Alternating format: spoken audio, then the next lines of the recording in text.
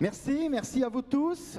Je ne représente plus Camille, vous avez compris, Jean également, Marie-France Marchand-Bailey, elle a été présentée. Je vais vous présenter Pascal Bourreau. Vous êtes prévisionniste météo. Vous êtes également élu du département Haute-Garonne. C'est intéressant, on va pouvoir vous poser des questions là-dessus. Mais moi, je vous le dis, en tant que citoyen, vous êtes responsable du dérèglement climatique. Vous nous l'annoncez tous les jours à la télé et puis on se met en colère contre vous. Jean-Marc Ballarin, vous êtes président de l'Association des maires du Tarn. Merci d'être présent. Sylvain Vidal, vous êtes directeur régional de EDF Occitanie. On a parlé des énergies et j'ai vu dans une courbe que l'énergie est une part importante dans le réchauffement climatique. Nous devrions avoir en direct également Julien Féjat. Je ne sais pas s'il en visioconférence. Voilà, merci Julien Féjat, je vous présente. Vous êtes président de l'association Leader Occitanie. C'est le réseau des entreprises en croissance maîtrisée. Vous êtes partenaire de cette journée. En croissance, alors je précise, c'est le réseau des entreprises en croissance maîtrisée de la région Occitanie. Vous rassemblez, juste une petite question, vous rassemblez combien d'adhérents? 200 entreprises. Pardon? 200 entreprises. 200 entreprises, merci. Je pense que la régie, un petit peu de son pour Julien tout à l'heure. Bien, alors nous allons rentrer dans le vif du sujet. J'ai Camille qui est à côté de moi. Camille, vos travaux ont permis de quantifier les conséquences de l'activité humaine et de projeter l'évolution des écosystèmes. Je suppose que depuis la première COP, je précise que la première COP, elle était à Berlin en 1995.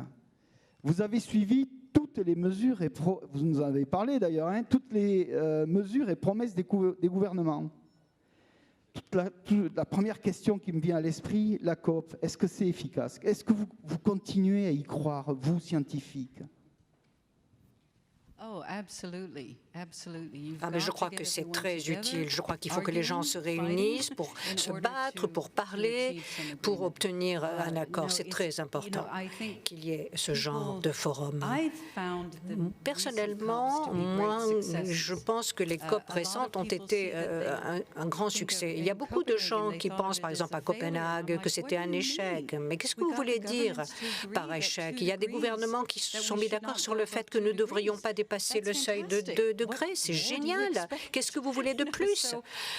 Donc, personnellement, je pense que les COP ont un effet très positif pour la mobilisation. La deuxième question, il n'y a pas que les engagements des États. Le monde agricole, vous en avez parlé également, est durement impacté par le changement climatique. Et on a l'impression que malgré tous les avertissements, malgré tout cela, ce secteur soit en peine de trouver des solutions économiques pour inverser la tendance. Et je dis bien des solutions économiques parce qu'il ne faut pas non plus fustiger, il ne faut pas les rendre, il faut qu'ils puissent en vivre de l'agriculture. Je prendrai comme exemple, dans cette vision du recul, l'utilisation des herbicides.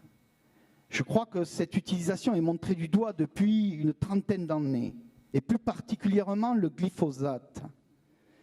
Mais, vous le savez, on n'arrête pas d'en utiliser et la consommation continue à croître. Comment va-t-on y arriver?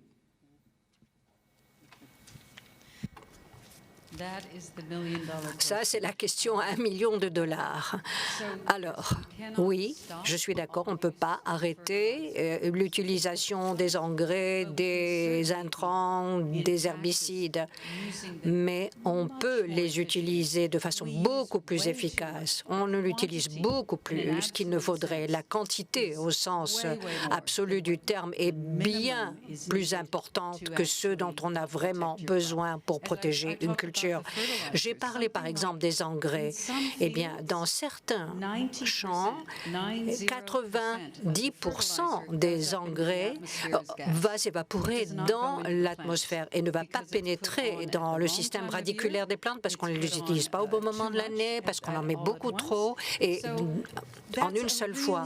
Donc ça, c'est vraiment, je dirais, facile finalement à gérer. Nous avons quantifié l'utilisation des engrais, des pesticides. Nous avons des expériences qui prouvent qu'on peut mieux les gérer. On peut mieux les gérer. Il faut utiliser la quantité minimale au bon endroit et au bon moment, et ça permettra de minimiser les effets. Maintenant, je vais m'adresser à Jean Caczuc. L'Occitanie est une région qui a sérieusement acté le changement, et nous avons eu le témoignage de Claire Fita tout à l'heure. J'en remercie. Il est vrai que la dernière crise n'a pas épargné, je parle de la crise du Covid, n'a pas épargné le fleuron industriel de notre région. Mais ne vit-on pas une panne dans le monde de la recherche pour notre territoire? Est-il bien armé pour faire face à ce nouveau monde, à ce nouveau modèle du nouveau monde? Ne laisse-t-on pas toujours partir les pépites vers l'étranger? Est-ce que nous allons continuer à être toujours sur le diktat des GAFAM? J'explique que les GAFAM sont les grosses entreprises du numérique américaines, mais il n'y a pas qu'elles. Il y a aussi le BATX, c'est l'équivalent du GAFAM en Chine. Alors, merci pour la question. Le point, c'est qu'effectivement, les questions de recherche, d'abord en général, il faut rappeler que c'est un problème de compétence d'État. Ça n'est pas une question qui relève de la compétence des régions, des conseils régionaux, puisque effectivement, ce qu'on discute aujourd'hui ici, c'est le problème de la relation entre les territoires et le changement climatique.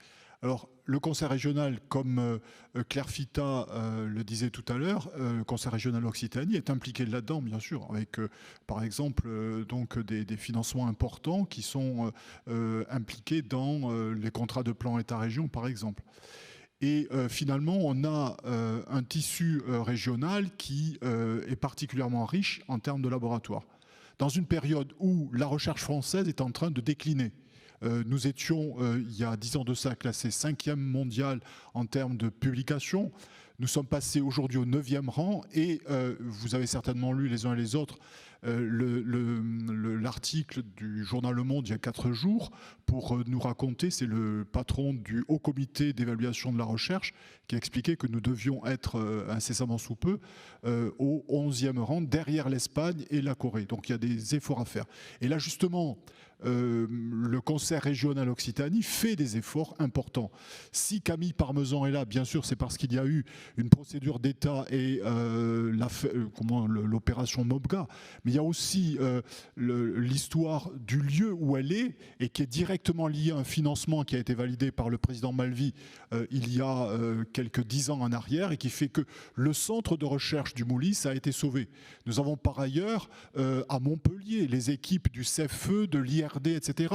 1500 chercheurs dédiés au problème de la biodiversité qui sont absolument extraordinaires parce que bien sûr on peut le critiquer, mais le point qui est généralement utilisé comme référence, c'est le classement de Shanghai. Et là, c'est un des rares endroits en France où on a un classement où ils sont seconds au classement de Shanghai. Alors bien sûr critiquable, le classement de Shanghai, je ne veux pas dire que c'est l'alpha et l'oméga, mais n'empêche, voilà.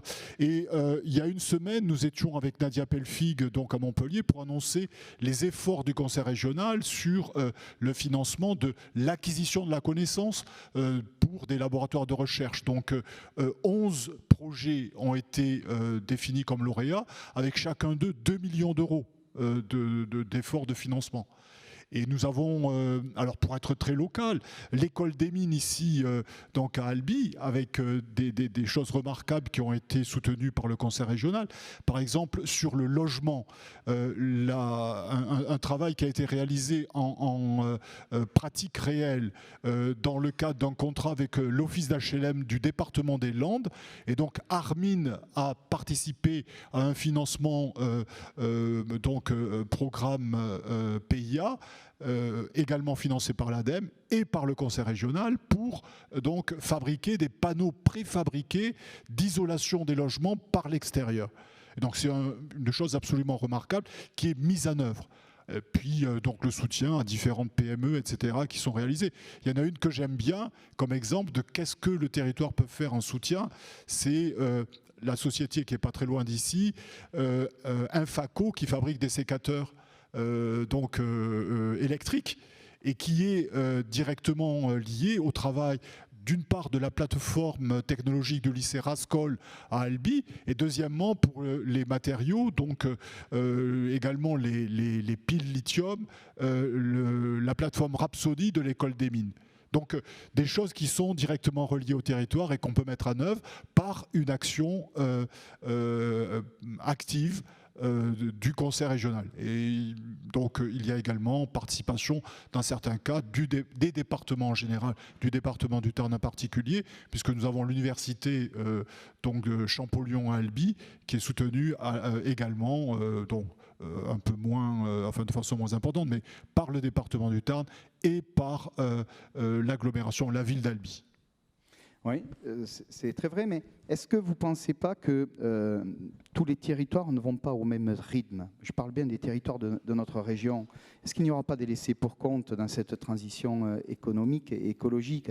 Je viens d'une ville très proche d'ici qui s'appelle Rodez, et vous connaissez le problème, par exemple, de Bosch. Et le premier souci, voyez-vous, c'est de dire...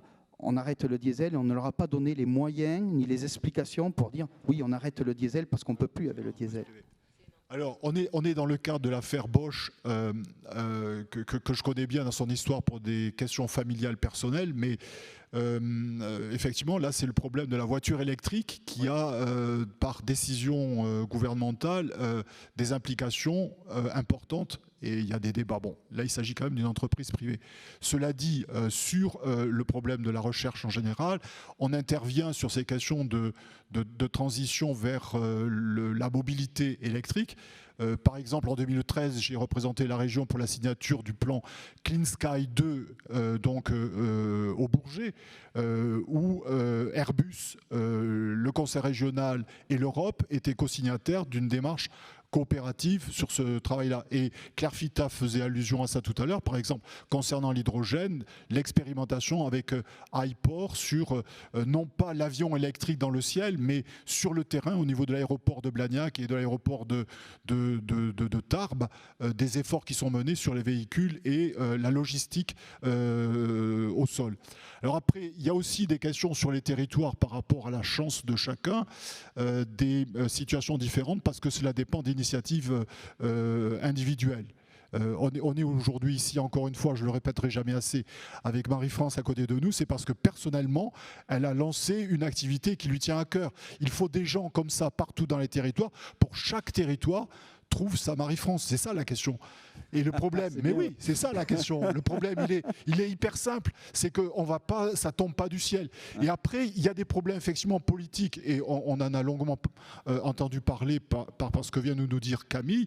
Mais il y a des éléments à discuter. Par exemple, en matière de recherche en France, il y a un point qui me tient à cœur de dire, c'est les 7 milliards d'euros par an qui sont attribués donc au contrat impôt recherche, qui lui est affecté à des gens comme par exemple pour 800 millions d'euros par an Sanofi, qui en font quoi exactement? Et là, il y aurait peut-être des réformes et des suggestions pour le futur à faire, à savoir qu'on partage un peu les destinataires vers les PME, TPE, que le crédit impôt recherche soit redistribué autrement, et en particulier en demandant obligatoirement l'association de laboratoires publics au crédit impôt recherche. Donc des solutions qui peuvent être mises en place. Mais là, on est au-delà de la question des territoires.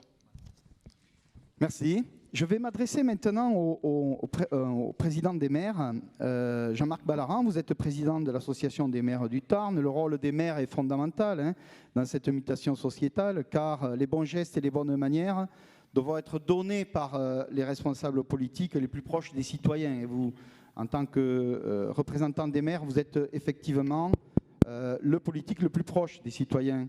Est-ce que vous discutez de ces mutations entre maires ? Alors on discute de tout ça, bien sûr, entre maires. Je pense que nos concitoyens attendent de nous qu'on soit proche d'eux. Je pense que le maire est l'élu le plus proche de ses concitoyens, ne serait-ce que géographiquement. Et je pense qu'ils attendent qu'on fasse avec eux et qu'on les prenne en compte. Et donc c'est un peu ce qu'essaye aujourd'hui de faire l'association. Notre association était jusqu'à aujourd'hui essentiellement une agence technique.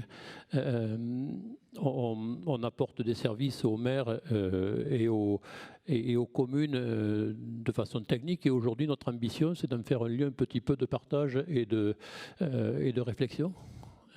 Et donc, on essaye de construire avec. D'accord. Quelles sont les initiatives que vous imaginez dans les années à venir pour rééduquer les citoyens? Parce qu'effectivement, vous voyez par exemple dans le monde agricole, le paradoxe c'est qu'on leur a demandé qu'il fallait surproduire. C'était la reconstruction d'après-guerre. Et on a demandé aux paysans de pousser cette production. Et maintenant, effectivement, on leur demande l'inverse. Donc c'est compliqué, il faudra des générations. Comment vous imaginez cet avenir justement? Les injonctions qu'on reçoit sont souvent contradictoires. Comme pour les paysans, les maires sont soumis à des demandes contradictoires. On souhaite à la fois diminuer la mobilité, mais faire des autoroutes. Enfin, on est un peu contradictoire dans nos demandes et les élus de terrain. Je pense ont une seule certitude, c'est que ça ne peut se faire qu'avec la population. Je pense que la crise des Gilets jaunes est vraiment un marqueur de l'attente des habitants de participer à la décision. Je crois que si on laisse les habitants en marge de ce qu'on décide, on se trompera. Merci. Je vais m'adresser maintenant à Pascal Borot. Alors, vous êtes prévisionniste météo, vous avez donc une lourde responsabilité. Hein. Vous êtes porteur des bonnes ou mauvaises nouvelles concernant la météo. On a tendance même, effectivement, comme je l'ai dit, à vous responsabiliser lorsque ce n'est pas satisfaisant. Je vous rappelle quand même, pour que le public le sache bien, que vous travaillez à partir de données de mesures analysées par des algorithmes qui permettent de réaliser des prédictions et que vous n'avez pas une boule de cristal que vous frottez tous les matins. On parle pas de prédiction, on parle de prévision, oui. S'il vous plaît. Voilà. Est-ce que vos modèles évoluent et tiennent compte du réchauffement climatique? Je sais qu'on va essayer de... Est-ce que vous pouvez projeter des cartes, des images qui vont être parlantes sur le réchauffement climatique et puis sur effectivement ce qui se passe en région Occitanie en termes de météo. Bon, la régie va le... Voilà. On a des courbes derrière que vous nous avez envoyées qui reflètent un peu la réalité. Avant de répondre à votre question, un petit focus sur une partie de la région Occitanie, l'ex-région Midi-Pyrénées, où on voit l'évolution des températures depuis 1947 jusqu'à 2020. Et il est très net que jusque dans les années 70, le climat était relativement stable avec une très légère inflexion. Mais depuis le début des années 80, on remarque une augmentation systématique de la tendance haussière des températures annuelles. Ce sont les températures annuelles. Et on voit notamment que sur les 7 dernières années, on est systématiquement au-dessus de la normale. Alors pour nous, la normale, c'est une moyenne des 30 années précédentes. Donc cette année, systématiquement au-dessus sur l'ensemble de notre région. Puis j'ai une petite diapo suivante qui fait un zoom sur Albi, si vous voulez bien la passer. Ah, c'est Albi qui est là, excusez-moi. Donc Albi, on remarque qu'on a une augmentation encore plus nette. Hein. Sur les dernières années, on est pratiquement à 2 degrés au-dessus des moyennes qu'on connaissait dans les années 60, c'est-à-dire qu'on est effectivement au-delà du 1,1 degré, mais le 1,1 degré dont a parlé Camille, c'est le réchauffement global mondial.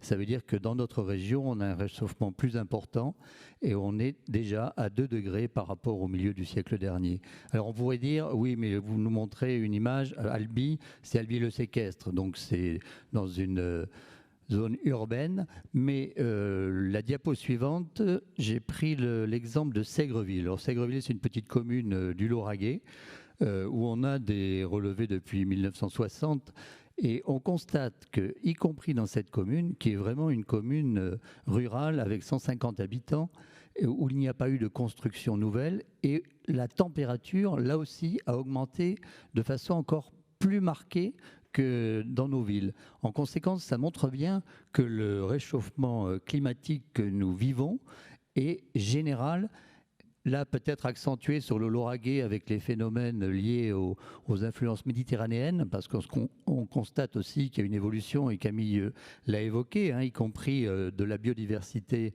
et des espèces qui sont obligées de s'adapter à ce changement climatique. Et c'est vrai que dans le Lauragais, on a une augmentation des températures encore plus marquée qu'ailleurs. Merci.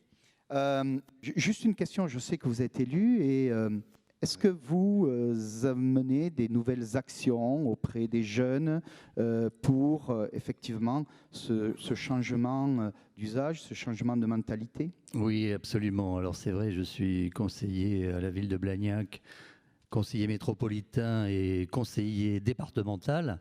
Ça fait peut-être beaucoup. Triple conseiller, mais ça, comme me disent beaucoup de mes amis, je suis un homme de bon conseil. Et en l'occurrence, ça permet de lancer des actions. Et c'est vrai qu'avec le conseil départemental de Haute-Garonne, comme pour le conseil départemental du Tarn, on mène des actions justement à la fois sur le développement de l'agroécologie, la préservation des espaces naturels sensibles, de la biodiversité, les mobilités avec la création d'aires de covoiturage pour réduire l'impact des véhicules automobiles à énergie fossile. Mais avec le département, on a créé ce qu'on appelle Haute-Garonne Environnement, qui est un syndicat mixte qui regroupe 300 communes de Haute-Garonne et 91 associations. Et l'objectif, c'est de partager nos connaissances. C'est un vrai centre de ressources pour que, comme vous l'avez évoqué dans le Tarn, on puisse avoir un échange de bonnes pratiques et faire en quelque sorte un effet boule de neige. Un effet boule de neige pour contrer l'effet de serre. Et avec les associations, on veut aussi embarquer tout le tissu associatif et les citoyens, parce que c'est la coopération de tous ces acteurs qui va nous permettre de changer la donne.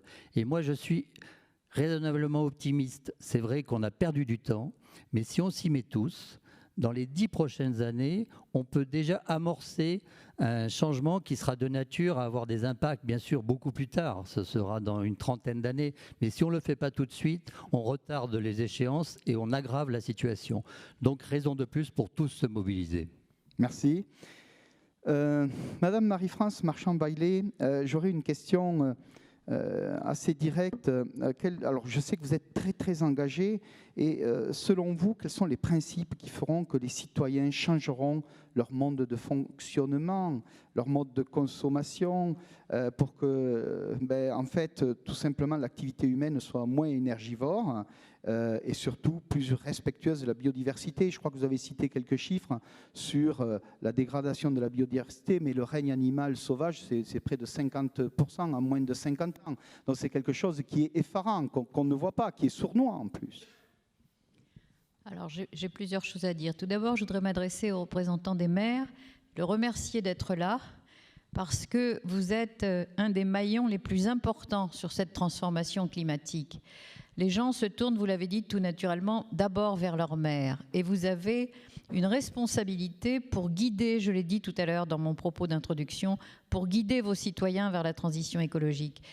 C'est un besoin, c'est une demande de la population et bien souvent, moi je le vois dans ma commune, les gens viennent me voir parce qu'ils savent que je suis investie en disant mais qu'est-ce qu'on peut faire, qu'est-ce qu'on doit faire? Et les maires, vous avez une vraie responsabilité, donc c'était important que vous soyez là aujourd'hui et merci beaucoup de l'être et surtout il faut vous mobiliser sur tout ça. Et pour répondre à votre question, je vais vous dire qui va faire changer les choses. Notre jeunesse, parce que notre jeunesse c'est leur avenir, c'est leur vie. Et ils en ont assez. Moi, je travaille avec beaucoup d'étudiants. Jean l'a dit, j'ai créé une fondation il y a 13 ans. J'étais hier soir avec une promotion d'étudiants de Sciences Po et l'INSA. C'est un double diplôme. C'est à la fois des ingénieurs, mais ils font aussi Sciences Po. Donc, ils vont être très outillés quand ils vont avoir fini leurs 6 années. Ils sont venus me voir en me disant...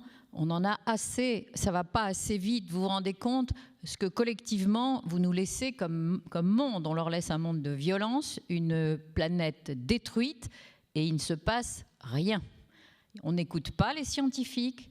Moi, ce n'est pas par hasard que je suis là aujourd'hui et que je suis investie dans tout ça. J'ai eu la chance d'assister à toute la prépa de la COP 21.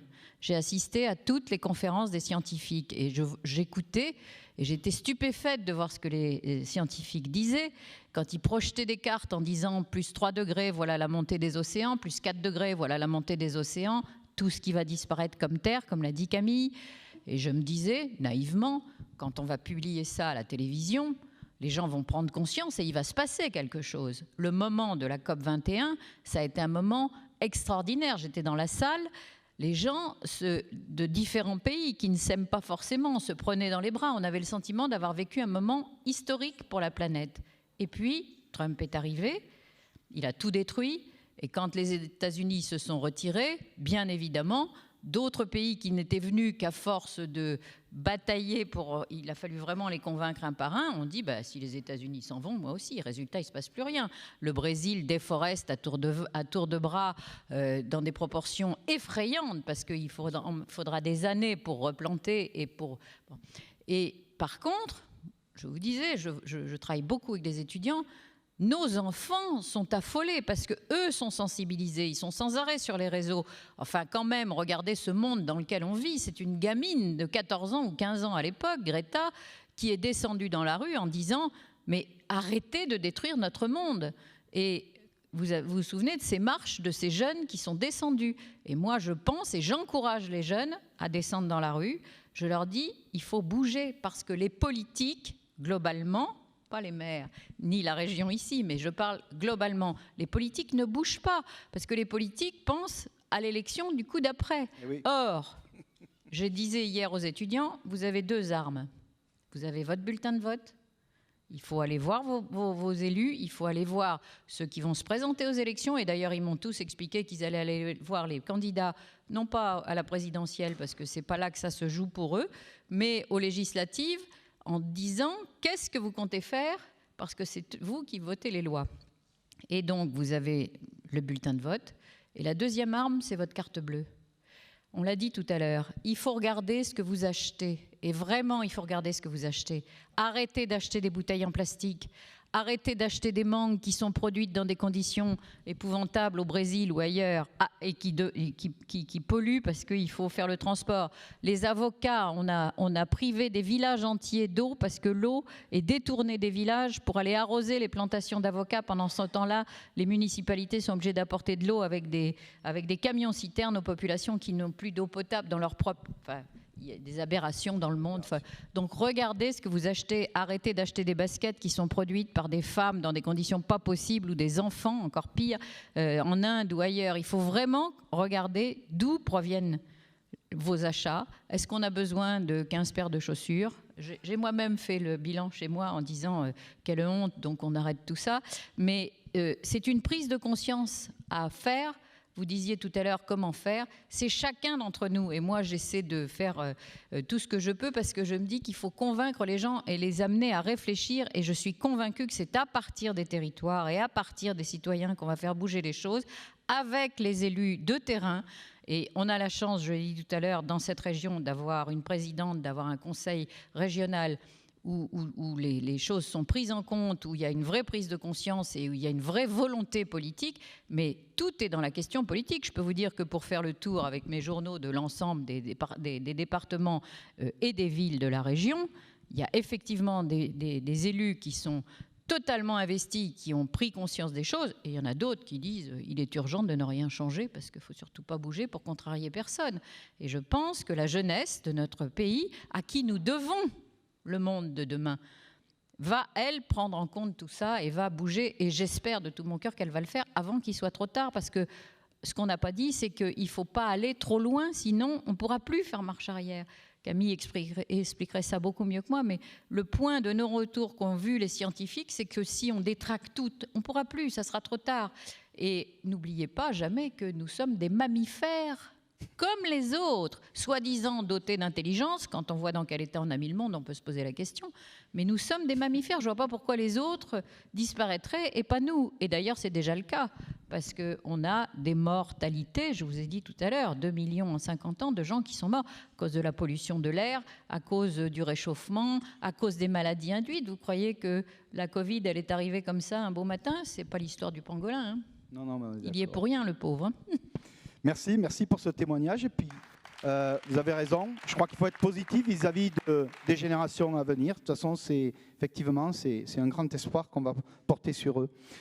Sylvain Vidal, vous êtes directeur général EDF Occitanie. Je suppose qu'EDF suit de très près cette transition sociétale et plus particulièrement la transition énergétique.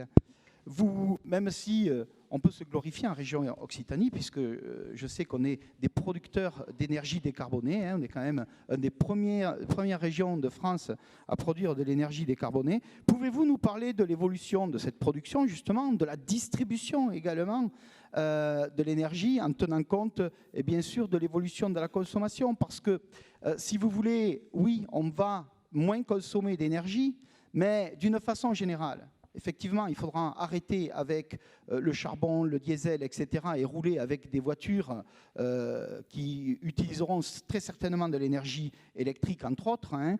La démographie augmente, donc il y a un paradoxe là-dedans. Quel est votre point de vue ?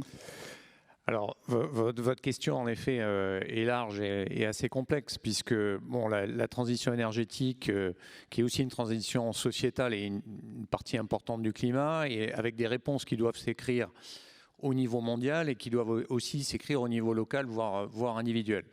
Alors, juste pour peser les choses, en effet, globalement dans le monde, la production d'énergie électrique est générateur d'une part très importante des gaz à effet de serre. Donc ça c'est un point qui est important.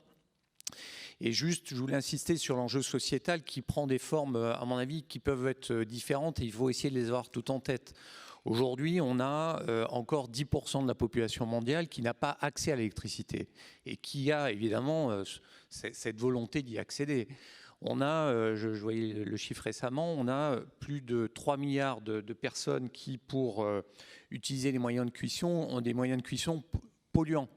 Bon, donc là, on voit qu'il y a des besoins énergétiques qui sont très importants. Et il faut regarder ça, à mon avis, dans une vision à la fois un peu court terme et dans une vision prospective plus long terme. Alors, et le constat qu'on fait, c'est que les perspectives de consommation d'énergie électrique sont à la hausse. Un élément, par exemple, nous sortons de l'année 2020 qui a été une année très marquée par une baisse d'activité économique, donc qui n'est pas une année de référence, mais quand on regarde la production et la consommation d'électricité dans le monde en comparant le premier semestre 2019 au premier semestre 2021, elle a augmenté d'environ 5%. C'est-à-dire qu'on est déjà sur des standards qui sont supérieurs à ceux qui étaient avant la crise Covid qu'on vit toujours, mais qui a été particulièrement marquante en 2020. Et les émissions de gaz à effet de serre ont augmenté dans les mêmes proportions. Alors, il y a quand même une bonne nouvelle, c'est que globalement, ce besoin d'énergie complémentaire, il a été fourni à plus de 50% par des énergies renouvelables, mais les moyens complémentaires, enfin pour couvrir la partie récente, ça a été couvert principalement par du charbon, du gaz, par des énergies fossiles. Et il y a un chiffre que moi j'ai lu récemment qui vous donnera un ordre de grandeur. Actuellement, en Chine, il y a 363 centrales de production au charbon qui sont en cours de construction. Ça vous donne un petit peu l'ampleur du sujet.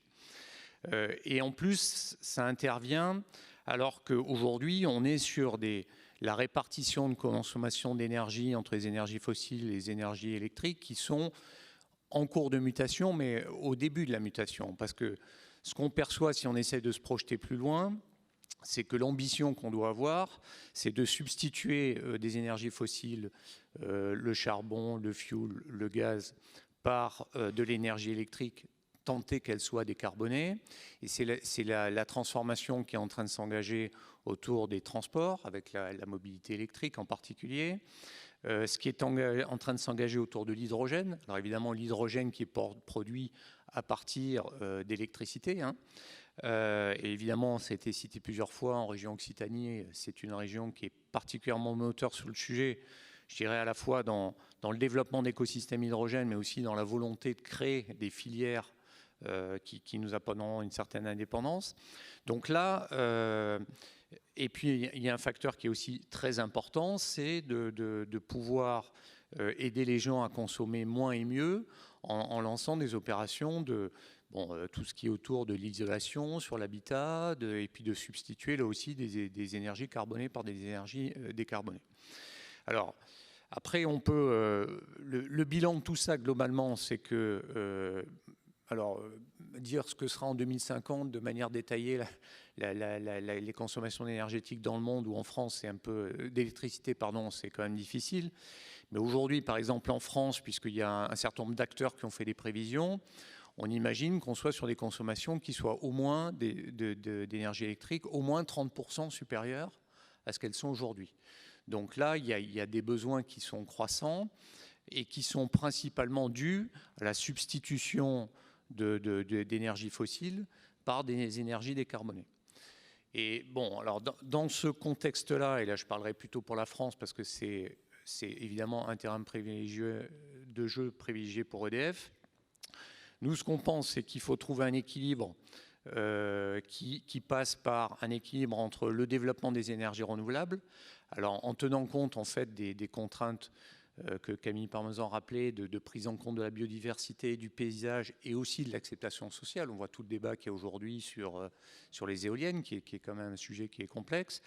Le développement, et ça je sais que ça fait débat, le développement de l'énergie nucléaire, qui on pense, nous, est une partie de la solution. Ce n'est pas la solution à tout, mais c'est une partie de la solution, et au moins pour les 30 ou 40 prochaines années. Et si on ne prend pas d'engagement dans ce sens-là, dès maintenant, eh ben pour couvrir les besoins, il faudra refaire des centrales au fioul ou charbon. Il y a un enjeu qui est important aussi sur la capture carbone. Bon, alors, je ne suis pas du tout compétent en climat, il y a toute la dimension qui a été évoquée sur la nature, mais je pense que les industriels ont aussi des solutions à apporter, même si elles ne sont pas toutes. Elles ne sont pas toutes là.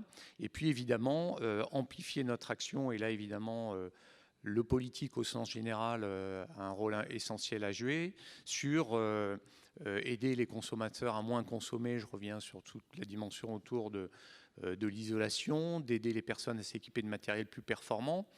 Parce que, bon, vous le voyez tous en ce moment, hein, quand je dis qu'il y a un enjeu aussi de transition sociétale, tout le débat qu'il y a aujourd'hui sur les prix de l'énergie, qui est principalement consécutive à cette croissance, fait qu'il faut que la transition qu'on engage, elle soit acceptable pour les citoyens et trouver le moyen d'y parvenir. Donc voilà un petit peu, alors la question était assez large, mais un peu ma vision globale des choses. Non, mais merci. Merci beaucoup pour cette réponse. Je vais m'adresser maintenant à Julien Féjat. Est-ce qu'on peut l'avoir Voilà. Julien Féjat, vous m'entendez? Oui, très bien. Et vous? Alors, vous êtes, je l'ai précisé, président d'un groupement d'associations. On a l'impression que tout le monde n'est pas au même rythme. Il y a les grands groupes et puis il y a les TPE, les PME, pour qui c'est un poids supplémentaire. Alors, je parle bien de la responsabilité sociétale des entreprises. Voilà, ce n'est pas encore une obligation, mais aujourd'hui, effectivement, c'est un engagement de toutes les entreprises. Vous pouvez nous en préciser un petit peu? Alors en effet, ce n'est pas encore une obligation, mais l'engagement devient très fort puisque vous devez savoir que la Banque de France prépare une intégration à leur cotation pour 2024 de la RSE pour coter nos entreprises qui dépassent un chiffre d'affaires de 750 000 €. Donc c'est un point déjà important. Et donc la Banque de France dit ça pour refinancer ensuite les entreprises. Forcément, ça incite directement, lorsqu'on touche au portefeuille des entreprises, à le faire. Mais je pense qu'au-delà de ça, qui est quelque part une obligation déplacée sur la partie cotation des banques, les chefs d'entreprise pour les TPE et les PME sont des citoyens de la région Occitanie pour ceux que je représente, mais c'est la même chose pour le reste du pays, je pense. Ce sont des citoyens qui sont engagés, qui, de par leur fonction de chef d'entreprise, cherchent aussi à améliorer les conditions du territoire dans lequel ils évoluent, dans lequel ils prospèrent. Et je pense que la démarche RSE est une focalisation sur une mise en lumière sur ce qu'on doit faire pour améliorer les choses sur l'aspect de l'environnement et de la société, mais des actions étaient menées déjà auparavant avec les normes ISO 14001 par exemple, qui prônent aussi des démarches pour l'environnement. Et je pense que l'entreprise et son manager sont aussi un outil pour que la société évolue, puisque l'entreprise déjà par essence pour fonctionner est polluante, tout bêtement avec les véhicules qui se déplacent, les réseaux pour les serveurs d'une entreprise qui consomment. Ce sont des choses très simples que toute entreprise peut avoir, et je ne parle même pas de ceux qui ont des activités polluantes dans l'aspect chimique ou autre. Donc chacun peut agir au niveau de l'entreprise, de comment elle fonctionne, et je pense que chacun doit aussi agir sur les collaborateurs, ses salariés, en passant des messages. Parce que comme Madame Marchand-Bailey le disait, c'est chacun qui doit agir à son petit niveau, et je suis parfois surpris quand on échange avec nos salariés de l'écart qu'il peut y avoir entre ce que eux pensent faire, comptent faire à titre personnel, et ce que nous, en entreprise, dans les démarches de RSE, on aimerait faire, et qu'ils pourraient du coup, dans leur vie privée, ensuite continuer à déployer. L'écart est parfois assez grand, et je pense que l'entreprise, l'endroit où le salarié passe un temps assez important de sa vie, doit aussi être un espace de communication, d'explication, d'incitation à mieux faire, même si bien sûr on a une limite du code du travail où on ne peut rien imposer dans la vie privée du salarié, mais si les choses se font et l'habitude est prise en entreprise, acheter en local, privilégier l'économie circulaire, favoriser la livraison de fruits et légumes dans l'entreprise, des petites choses comme ça, je pense que ça peut aussi avoir un impact sur la vie privée, et que ainsi, tous ensemble, incités par l'entreprise, on aide à améliorer les choses. Oui, ce que vous nous dites, c'est qu'en fait, l'entreprise peut devenir un outil éducatif pour les climato-sceptiques, pour l'ensemble des travailleurs. L'entreprise doit le devenir, je pense, puisqu'on est très souvent associé à des démarches du Code du travail qui va être d'aider nos salariés, par exemple, à limiter leur consommation d'alcool, parfois à sortir de la drogue, des choses comme ça qui sont du passé et dont on est responsable en tant qu'employeur quand un salarié travaille chez nous. Mais je pense que ça peut être étendu à la démarche environnementale, sociétale, via la politique RSE. Je pense qu'on doit avoir un rôle à jouer pour éduquer et inciter à le faire dans la vie de tous les jours. Merci. Sylvie Vidal, et vous voulez justement rebondir sur cette déclaration, Marie-France Marchand-Bailey, allez-y. Je voudrais féliciter Julien qui vient d'intervenir, parce que c'est vrai que les chefs d'entreprise ont une grande responsabilité quant à la formation, à l'éducation et à l'accompagnement de nos collaborateurs. Le groupe des pêches, c'est 1800 personnes. Nous sommes depuis des années imprimés sur du papier uniquement recyclable. Nous faisons traiter nos encres par une entreprise spécialisée. Nous avons installé des ruches sur les toits. Je travaille en ce moment avec nos collaborateurs pour qu'on réfléchisse ensemble à quelle plante remettre dans le parc pour à la fois que ce soit avec des économies d'eau et en même temps mellifères pour nos abeilles. Et je vois bien depuis que j'ai lancé tout ça combien on a supprimé les bouteilles de plastique, etc. Et combien les collaborateurs viennent en apportant des idées. Et je pense que c'est vrai que l'entreprise est un réel moteur, tout comme les élus, et que c'est tous ensemble qu'on va arriver à faire les choses. Et entendre un responsable d'entreprise de combien vous avez dit, 200 entreprises, faire ce genre de remarques, c'est très encourageant. Merci beaucoup. Très bien, vous avez raison. C'est une co-construction dans l'entreprise, et c'est par des petits gestes que, effectivement, on va progresser. Merci pour ce témoignage. Je pense que maintenant, on va laisser le public s'exprimer, et vous allez devoir répondre à ces questions. Y a-t-il une première question dans le public ? Alors peut-être qu'il y en a dans les réseaux sociaux, je ne sais pas. Alexandre viendra me rapporter si il y en a. Oui, il y a une question là-haut. Oui, bonjour. Merci pour vos interventions. Je voulais juste rebondir sur et compléter quelque chose qui a été dit. Effectivement, on a parlé il faudrait dans tous les départements une Madame Marchand-Bailey. Je pense aussi on a parlé beaucoup aussi d'éducation des citoyens. Moi, je pense aussi et surtout qu'il faut éduquer les politiques, puisque j'ai été très marqué, Madame Marchand-Bailey, parce que vous avez dit lors de l'expérience que vous avez eue de la COP21. Eh bien, pour moi, il y a une expérience qui s'est faite à plus petite échelle, qui s'appelle la Convention citoyenne pour le climat. Et je pense qu'il y a eu aussi cet effet, ce « oh my God point » que vous avez vécu à la COP21, qui s'est aussi fait. C'est-à-dire qu'on avait des gens qui n'étaient pas forcément très engagés, des gens qui ont été tirés au sort. Ça a été une réelle expérience démocratique et on a vu une intelligence collective à l'œuvre. Donc on voit que quand on donne des informations à un certain nombre de personnes et que ces personnes débattent entre elles, eh bien, elles arrivent à un consensus alors qu'elles viennent de tous horizons.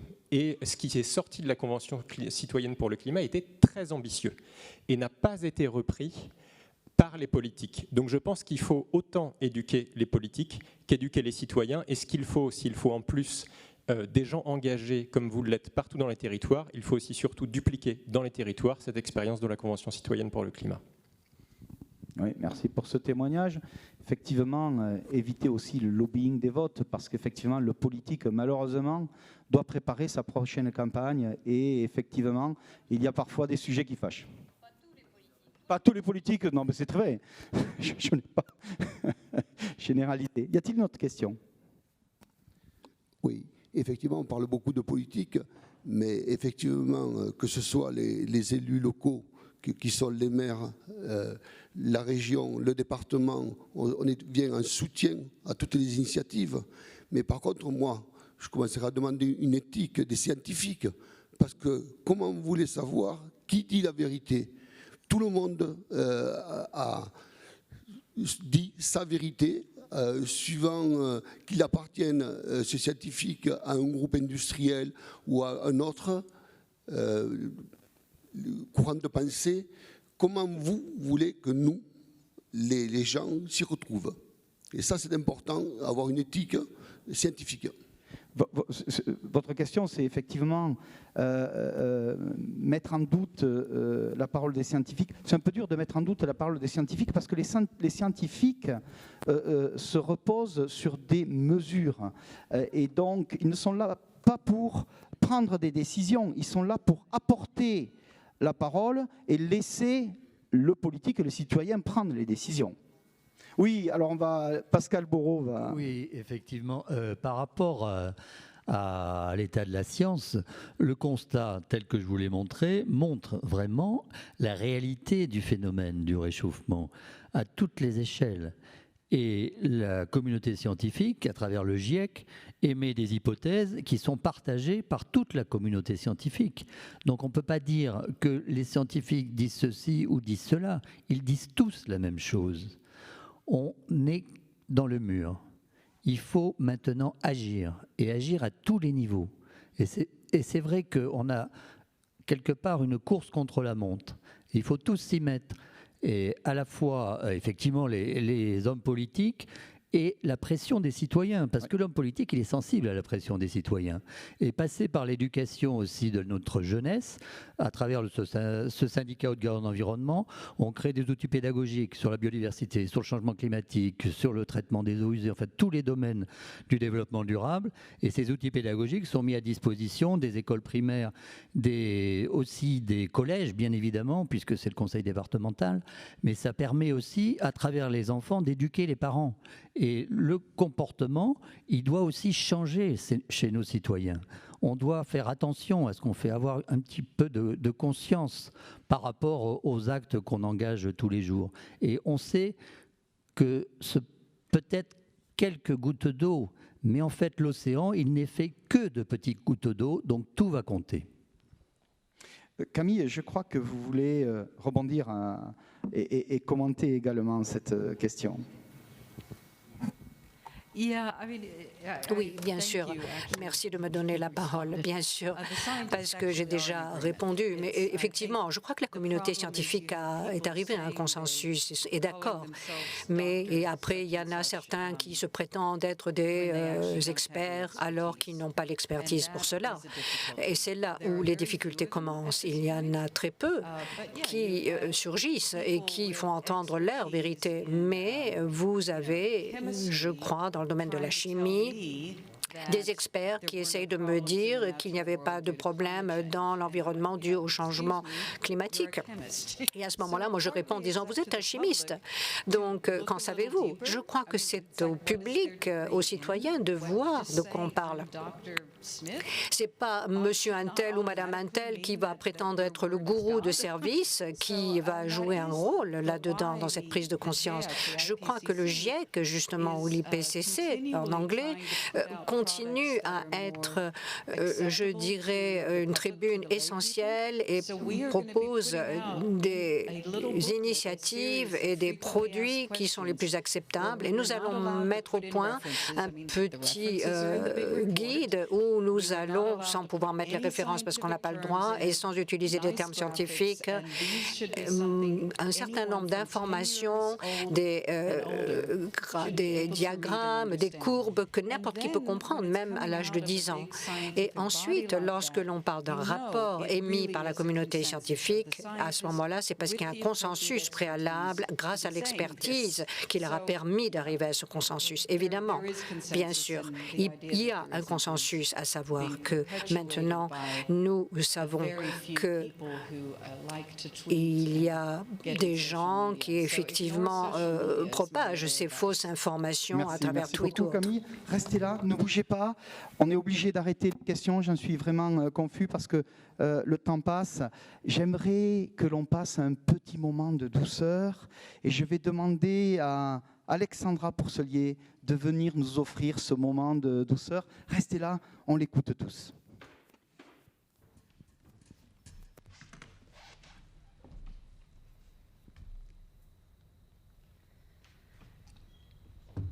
Plaidoirie de la défense par Nadine Nourrazin.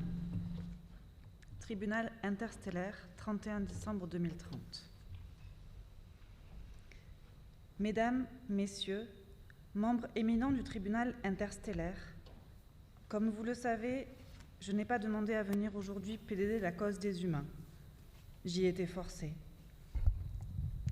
Devant ce tribunal qui juge aujourd'hui l'impact des humains sur la Terre, et face au discours de l'avocat général demandant la sentence ultime, personne n'a souhaité prendre la responsabilité de défendre la cause des humains. De ces milliards d'hommes et femmes et enfants vivant sur notre planète, de moins en moins bleue. C'est donc un tirage au sort qui m'a désignée. Vos médecins et psychologues ont validé que j'étais suffisamment saine de corps et d'esprit pour jouer ce rôle. Je ne suis ni avocate, ni une spécialiste de la cause qu'il faut que je défende aujourd'hui. Vous m'avez pourtant donné 2 mois pour me préparer, dans un monastère, seul, avec un accès à toutes les ressources et tous les experts et expertes mondiaux. J'y ai passé mes jours et mes nuits, imaginé toutes sortes de stratégies à en pleurer ou à en rire aux éclats. J'ai cru que j'allais perdre la tête à vouloir argumenter de façon factuelle et analytique pour vous prouver et vous convaincre de nous faire confiance. À l'instant où je vous parle, en toute franchise, je ne sais encore pas par où commencer ni comment conclure. Paralysée par l'enjeu, je suis morte de peur. Pour être honnête, à bientôt 70 ans, je cherche surtout à sauver l'avenir de mes propres enfants et petits-enfants, en tentant de vous convaincre de laisser encore les humains vivre sur notre planète. D'ailleurs, ce tribunal démontre qu'elle ne nous appartient plus déjà, puisque vous avez le pouvoir de nous en effacer définitivement pour le bien des autres. Vous craignez que nous nous propagions tels des parasites dans l'univers. C'est dire la force de nuisance que vous nous prêtez. Aussi, je suis venue ce matin sans mes analyses ressassées et froissées, mes tableaux Excel illisibles, mes synthèses impuissantes et dérisoires. Puisque le destin m'a placée aujourd'hui devant vous, je me jette à l'eau sans filet, la peur en bandoulière, le cœur et la sincérité comme bannière. Juste avant moi, l'avocat général a eu beau rôle de lister tous les travers des êtres humains et les conséquences désastreuses de leurs décisions sur les dernières décennies. J'avoue que j'aurais aimé être de son côté.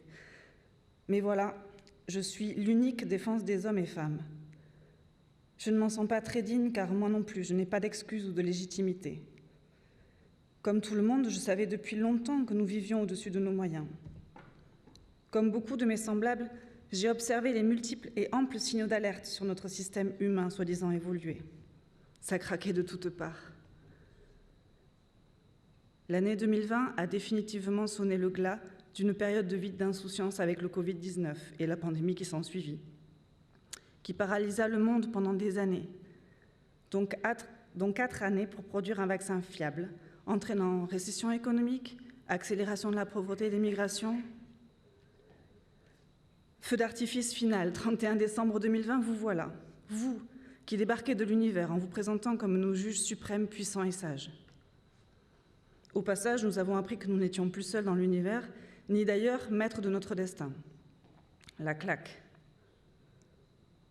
Votre ultimatum sur 10 ans nous obligeant à prendre un cours de vie respectueux du vivant a fait l'effet d'un tsunami mondial, surtout pour les nantis de notre terre, cette minorité qui pensait encore être à l'abri pour des générations.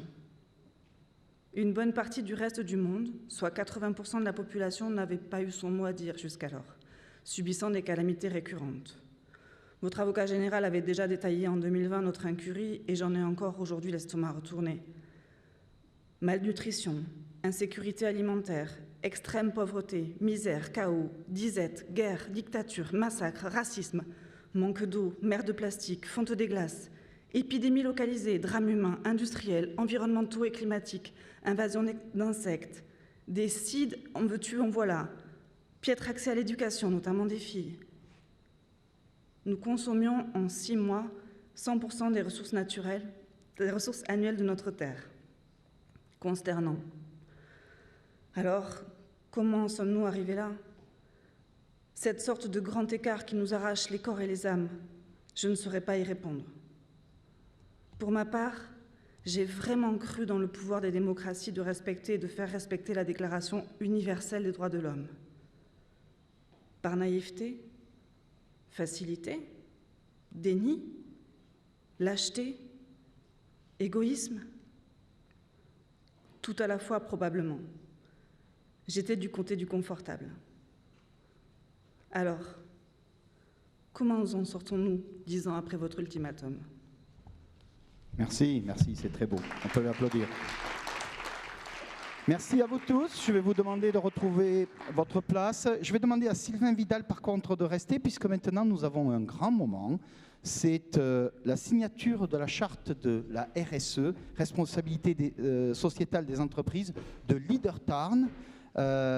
Et donc, je vais demander à Cyrielle Lelaurin, qui est la présidente d'ailleurs de cette journée, à France Médal, à Sylvain Vidal, qui est ici présent, et Freddy Ficara de monter pour venir signer cette charte, qui est la charte de la responsabilité sociétale. Et pendant qu'ils font cela, alors où sont-ils?